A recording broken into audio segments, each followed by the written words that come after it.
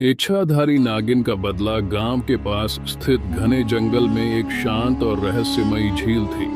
कहा जाता था कि इस झील में इच्छाधारी नाग नागिन का बसेरा है।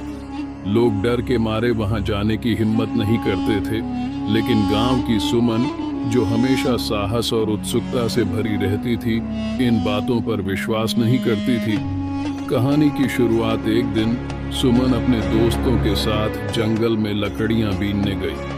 वहां उसकी नजर झील पर पड़ी। झील का पानी इतना साफ और चमकदार था कि उसमें आसपास के पेड़ों की परछाई दिखाई देती थी। सुमन ने दोस्तों से कहा, देखो कितनी सुंदर जगह है, लोग यूं ही अफवाह फैलाते हैं। उसकी दोस्त रीना ने डरते हुए कहा, सुमन, हमें यहाँ से चलना चाहिए। गांव के बड़े बुजुर्ग कहते हैं कि यहाँ इच्छाधारी नागिन रहती है। सुमन ने हंसते हुए जवाब दिया, ये सब कहानियां हैं रीना, दुनिया में नागिनें नहीं होती। नागिन का प्रवेश, सुमन का मजाक बनाना और उसकी बेपरवाही झील के पास छिपी एक इच्छाधारी नागिन ने सुन लिया। यह वही नागिन थी जिसने अपने नाग साथी को कुछ दिनों पहले ही खो दिया था। नाग की मृत्यु का कारण गांव के ही एक लालची आदमी रघु था, जिसने नाग के कीमती मणि को चुराने के लिए उसे मार दिया था। नागिन बदला लेने के लिए सही समय की प्रतीक्षा कर रही थी। झील के पानी में हलचल हुई और अचानक नागिन ने इंसानी रूप धारण कर लिया। वह एक सुंदर युवती के रूप में सुमन के सामने प्रकट हुई। सुमन और उसके दोस्त यह देखकर डर गए। नागिन ने शांत स्वर में कहा, डरो मत, मैं तुम्हें कोई नुकसान नहीं पहुंचाऊंगी, लेकिन मुझे तुमसे एक मदद चाहिए। नागिन की सच्चाई सुमन ने साहस जुटाकर पूछा, तुम कौन हो और तुम्हें हमारी मदद क्यों चाहिए? नागिन ने अपनी कहानी सुनाई और कहा, रघु ने मेरे नाग साथी को मार दिया और उसकी मणि चुरा ली। मैं उसका बदला लेना चाहती हूँ, लेकिन इंसानी रूप में यह मुमकिन नहीं। मुझे तुम्हारी मदद चाहिए। सुमन ने उसकी बातों पर विश्वास कर लिया, क्योंकि नागिन की आंखों में गुस्से और दर्द के साथ सच्चाई भी झलक रही थी। सुमन ने कहा, मैं तुम्हारी मदद करूंगी।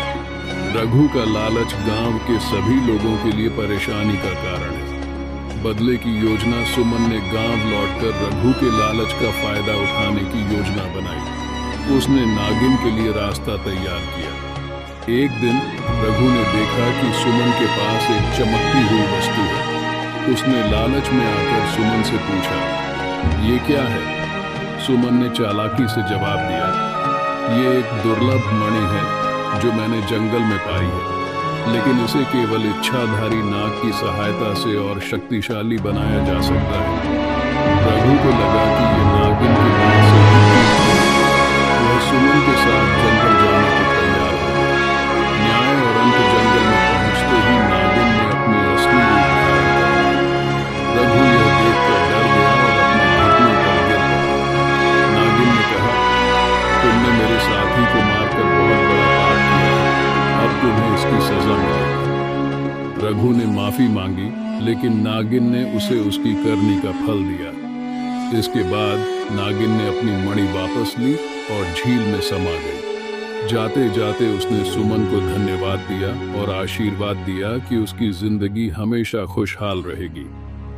गांव वालों को जब यह कहानी पता चली, तो उन्होंने जंगल और झील का सम्मान करना शुरू कर दिया। अब वहां कोई किसी को नुकसान पहुंचाने की हिम्मत नहीं करता था। शिक्षा यह कहानी हमें सिखाती है कि लालच और बुरे कर्मों का अंजाम हमेशा बुरा ही होता है। हमें प्रकृति और अन्य जीवों का सम्मान करना चाहिए।